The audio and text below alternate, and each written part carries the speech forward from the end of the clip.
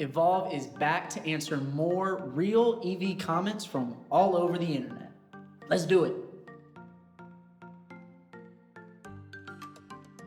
So Megan says, remember when owning an electric car was considered the cheaper option? Well, it actually can be the cheaper option, and there's so many ways that EVs can actually save you money.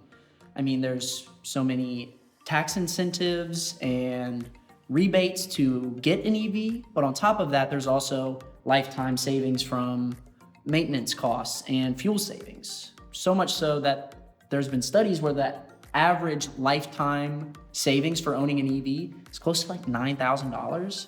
So it can really add up and save you money in the long run.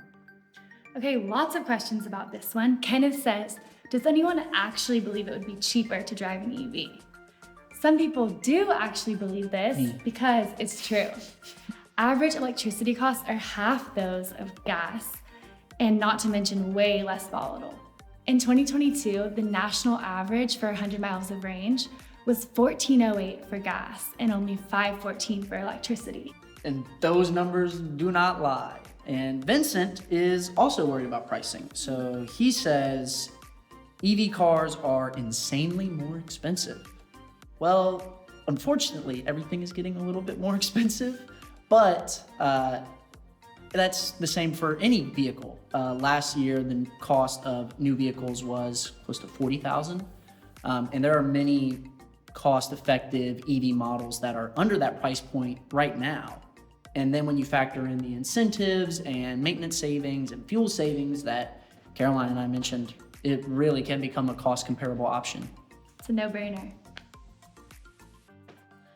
Douglas says, will the government buy me this car because I can't afford it? Well, actually, Douglas, the government will help you buy this car because there are federal incentives and state rebates, and there's also private companies that are trying to help you buy this car. It's like, everyone's really trying to help you buy this car. I want my next car to be an EV, but anything decent is too expensive. Okay, you won't see me dead in an old EV. All right. Well, Sam, I totally get it. There are so many options right now. There are about 55 different EV models across all of US, all the way starting from sedans to electric trucks. So you have a huge list to choose from.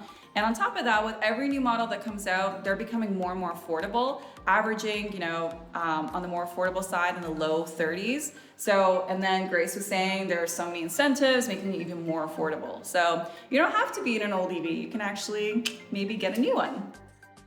Richardson says, I just bet our insurance rates for home and cars will go through the roof. Good point, Richardson. Right now, EVs cost about 15% more to insure than gas-powered vehicles, but that insurance gap is narrowing and will continue to do so as the EV market grows. Increased costs to insure an EV can also be offset by incentives and cost savings related to maintenance and fuel efficiency. Sam says, there's still a common misconception that you get to charge for free. Well, Sam, there are some automakers and car dealerships that actually do offer free charging for their customers depending on their vehicle. And if you are in Houston, there are over 50 free charging locations. How about that? But if you do have to pay, it's still gonna be a lot cheaper than gas or diesel. Think about it. Like, comment, and share to keep up with all things EV. Yes, and if you like the video, be sure to subscribe and also check the links in the description for more EV resources.